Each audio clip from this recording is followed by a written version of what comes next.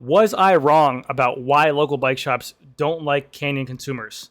In today's video, we're going to take a look at a past video I made about 2 years ago where I spoke on why I don't like Canyon's business model, how it's personally affecting the bicycle industry, and then there was a lot of comments made towards me about why they didn't like my take on the video.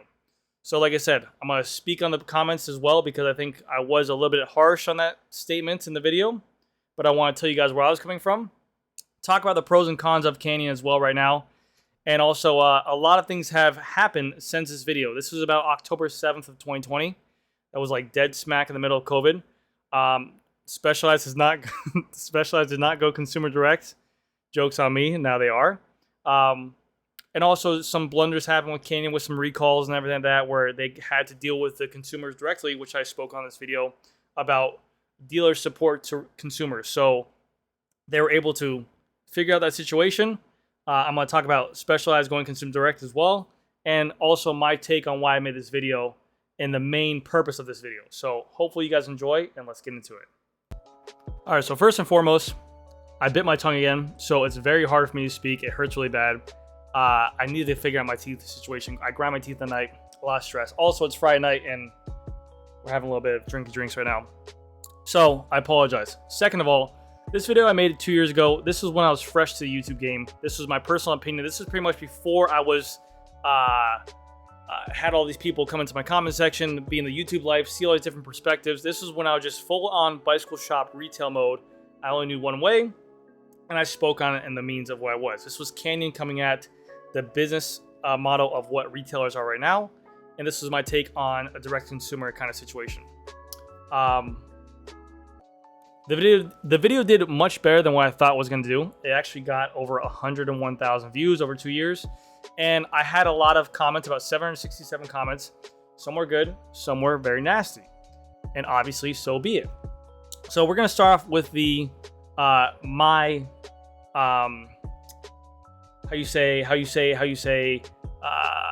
reply, my rebuttal. Basically in the video, I touched on a lot of factors of, all right, so basically I touched on a lot of parts about Canyon's business model. Basically saying they are direct consumer. Their main business model plan is to cut out retailers like myself. As a bicycle shop owner, a brick and mortar store owner, a small business owner, that directly affects me. So when I'm making these statements in this video, it is, it's me defending against Canyon's business model. Is Canyon's business model working? Obviously, they're doing really good. Their bikes are really nice. I have nothing against them. They have a great marketing team, and they have a lot of pro riders on there that are out there dominating. But when I spoke in this situation, it was kind of more just my of what I've heard from local bike shops around me, our kind of stance at the time as well, which was kind of like, hey, if we see a Canyon come into the store, I knew some shops that wouldn't even work on Canyons. I knew some shops that wouldn't do any kind of bike fits on Canyons. I thought it was a little bit too far, but I've heard of this. So our stance was, we're still working on it, but my stance in the video was, if you came with a serious problem or a problem that you needed fixed that day and we had repairs in front of you, obviously we would take care of our customers first, which is, anyone in that situation would be like, okay, yeah, I understand that.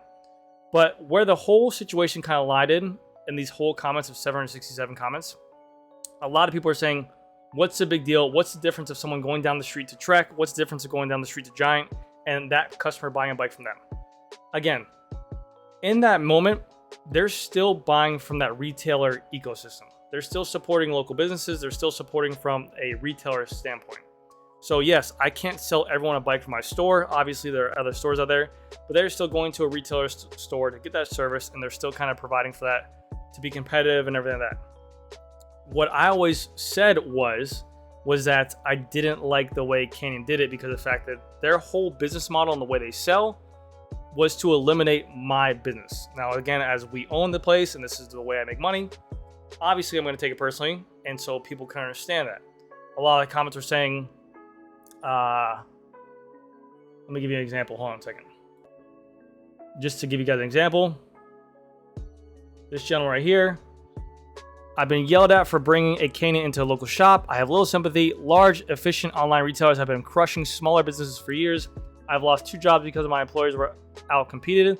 This is the reality of free market, adapt or die. Understandable, 100% he's right. But again, I'm just speaking on the aspect of my situation. And that was my whole point I was trying to get across, because half the comments in this 700 comments were basically saying like, well, you can't always sell everyone a Specialized. They're going to go to Trek. What's the difference if this person buys a bike somewhere else? That was the main difference.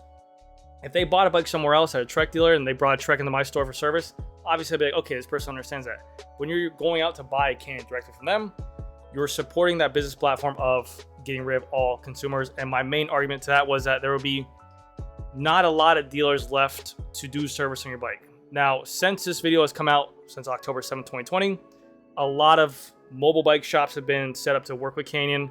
I think there's even like some bike shops that set up to say authorized Canyon dealers. And since as well, we have definitely, we were never really like against working on Canyon, but we have definitely opened up our doors more to Canyon dealers. One of my customers that comes to mind, he has a Canyon Ultimate CFX. He has a tri-bike as well by Canyon, and he bought 3 Canyons from him because that business model works for him now. He brings them to our store. He pays for the basic tune-ups, major tune-ups, whatever there are, no problem. We get them in and out. We are more, like they said, adapt or die to the situation, and it just is what it is now. And this is just me growing over that situation. So again, I'm trying to get over it and figure it out now. Now it seems that everyone in this world has little inventory still, and stores are now mainly focusing on servicing and everything like that. And I feel like just Canyon has now made their footprint in the bicycle industry. Obviously, they were back then as well, but now they made their footprint in the bikes, and it's just another bike now. So because when Canyon first came out with this business model, they're like, hey, we're going to dominate. This could be a new wave. Everyone's going to be doing this. Little did we know that other people were going to be somewhat doing a direct-to-consumer business model, which we'll talk about in a second. But we thought that we were all hoping that for them to go ahead and just fail and retailers take over. So that was my situation with that one. Now, another main argument I had with them, it was that with buying from dealers and retailers, our business model, you will get dealer support. If you have a warranty issue, you come to us. If you have issues with a fit, you come to us. It's kind of like a hassle-free situation for the consumer. You have any kind of problems inside of the buying a bike, you bring it to the dealer, you forget about it. Whereas Canyon, my main argument was, you buy a bike from Canyon, you have the online support, yes, but you have to, it's not a physical place you can go to. You buy a bike, you have an issue with a manufacturer problem, you have an issue with maybe something was damaged during shipping, you have to sit there and type an email, wait for a response. Maybe they're on a weekend, maybe they're on a break, maybe it takes a couple days to get back and forth to you. You just spent $8K on a bike, now you're waiting for a reply for email, and then even that, when is it going to get in place? And you don't know if the person's even taking you serious or not. So my whole situation was that since this video came out that I made on October 7th, 2020, Canyon had a couple blunders. They had this right here. Canyon handlebar recall. I think we all remember this, where Matthew Vanderpool was riding the race and his shifter kind of broke down right here. My stupid ugly face. No! So after this race happened, this handlebar system that came out on their brand new Aero Road, which I thought was really cool because Canyon again was pushing the whole bicycle industry by making these bars that kind of collapse on here like this. The bars were actually able to come out and able to fold down, which was really cool. But Canyon had this issue with a recall. And everyone who I knew that was in the bicycle industry was like, oh, let's see how Canyon's going to handle this. Let's go ahead and see what's going to happen. All these consumers are going to be pissed off about the bike. And unbeknownst to me, I don't know if I'm using that word right, but I want to sound smart. I feel like they did a pretty good job. They issued a stop ride for it right away. And then they basically said, hey, we're working on something for consumers, but you can't ride your bike. Now, obviously, the consumers were still upset about it, but I believe they went to work right away, and they went ahead and just said, we're going to take care of this. We're going to give you a credit. We'll offer you credit if you want. I think even in some cases, they'll give a full refund back if the bike was pretty new for the customers. So they were pretty much in contact with every single consumer that bought the bike and giving them out options. I didn't handle this. I didn't get this firsthand, but I had a lot of viewers reach out to me and say, hey, I own a Canyon Aero Road.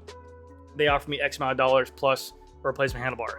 So in the matter of me saying my argument was that Canyon didn't really have a dealer support system, a big situation like this where they're kind of on a grand scale, because this was such a big race, because Matthew Vanderpool was such a big rider at this time, I feel like they did a great job by handling the situation and doing a good job by supporting their consumers.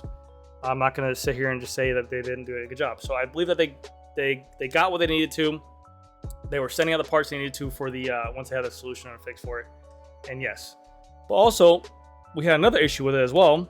We had the Canyon Aero Road seat posts. This right here. And this was another major blunder.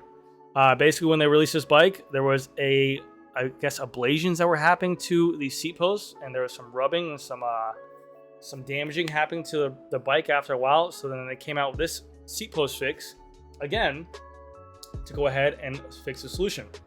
Immediately when it came out, obviously there was a bunch of murmurs. People were talking, and this was happening to a lot of people. So they went ahead and got right to it. They sent out emails to everyone, said, hey, we know there's a problem with these seat posts. We're going to fix it. And they went ahead and sent out a new kind of S-shaped seat post. I believe they offer some credits as well if you weren't happy. But again, they were pretty in good contact with that whole situation. And even that, I mean, I got to tip my hat to Canyon in that situation and say that they took care of everything they wanted to do. So everything that I talked about in that video where I said, what's going to happen if you had a warranty issue, what's going to happen if you had this kind of issue, they handled it pretty well. For the little people that did complain to me, I had a couple people say, oh, they didn't have replacement handlebars, or they didn't have a replacement seat post for me because they're out of stock. That happens in every single bicycle industry. So again, I can't say anything on that. So what I see for Canyon is the good and the bad. They make a really, really competitive aero road bike, or they make a really competitive every kind of bike. They give it to consumers at a really, really affordable price in terms of what they're looking at in terms of price point. Now, affordable is not affordable to everyone. $10,000 is not affordable to everyone, but when you're comparing it to what it is, if a bike is made by a manufacturer for $15,000 like an S-Works or a Trek Madonna SLR, Canyon will have an option for $10,000, and they'll have a different price point for every single option out there. They are pushing the mold by making these kind of patents with the fold down shifters, the patents with the fold down stem, everything like that. I think that's great. They are still doing a really good job. I will just say that we just kind of accepted Canyon for what they are. Everyone was having their inventory woes. So it really wasn't one place is dominating the other, because for the past 2 or 3 years, every single bike was dominating the market. No matter what bike was in stock, they were being sold. So we've just kind of moved on, accepted Canyon for what they were, looked at them as a respectable competitor, and now we give out options and just say, hey, Canyon has this bike for 10 grand. We have this bike for 13 grand or 14 grand. We'll go ahead and give you this X amount of value for our store compared to Canyon. And if it's worth it for that person, it's worth it for that person. Like this option right here. This is $10,000 for this bike right here. This bike, I think in every other brand with Zip NSW 454s, a SRAM Red full power meter group set, top line carbon, I think in any single bike brand out there will be at least $14,000 to $16,000. Canyon's given for 10 grand. You can't compete with that. So they are doing a pretty good job on it. Again, I stated in the last video, I think their bikes look aesthetically pleasing. I like the look of them a lot. And also Matthew Vanderpool rides it. They're doing great. Now, for the juicy stuff. The Specialized going consumer direct. I was so on my high horse in this video talking about us retailers are ways better, yada, yada, yada. Little did I know that 2 years from this video that Specialized would go consumer direct and kind of drop us on our head and feel like we're fighting for ourselves. In this situation, we have learned a lot, but Specialized did come out to us, and as this time has gone on, because there's little to no inventory, it's made it not better or worse, because obviously it's taking away sales, but never did I think that I would be selling a product for a bike that was going consumer direct. In this video as well, I believe that I talked with Canyon. I talked about Canyon. I wish that they had consumer direct options and also retailers. This is pretty much what Specialized is doing. For those people who don't want to deal with a dealership, they can have a consumer direct option, which I'm sure that maybe some stores don't want to deal with that customer anyways because they don't want to speak with you. But even that, if a consumer wants to buy a bike online, they can send it to my store. I get profit sharing, yada, yada, yada. But yeah. Now my take on this situation with consumer direct, I think with the way that Canyon dominated the market or held the market pretty strong, I think with the success that Specialized having with the consumer direct, we're going to see more and more stores go along this path. The packaging for these bikes are getting nicer and nicer. I'm seeing from not only Specialized, but I'm seeing from Trek, I'm seeing from Scott, I'm seeing from Cannondale. These bikes become more and more pre-made already to a point where they can get them consumer direct to the store. So I don't know if it'll be full consumer direct where it's just one day gonna be no bike shops, but I think there'll be an option where for every single bike brand out there, where you can go onto their website, you can go to trek.com. Gosh dang it. You can click a bike, click ship to my house, and you can get it sent to a store to get built up for you. Yeah, I really, this video didn't age well. Now I'm learning the ways of YouTube, where I was like, Canyon's definitely, I was so gung-ho. I was like, it's like, yeah, Specialized. And then, yes, it happened to me, but still we were working through our ways. Obviously I was hurt by it, but you know, it is what it is. I definitely think that once that consumer direct happened with Specialized, we went ahead and aligned ourselves to be better with them. And I'm not gonna lie, I had a lot more customers reach out to us from Specialized.com, where it's Find My Bike. We have bikes in stock that those people didn't know we had. They brought in customers organically into our store that we did not reach before. Like, hey, I was looking on Specialized.com. You guys have this bike. So it did help us out a little bit. But anyways, guys, that's my take on this whole Canyon situation.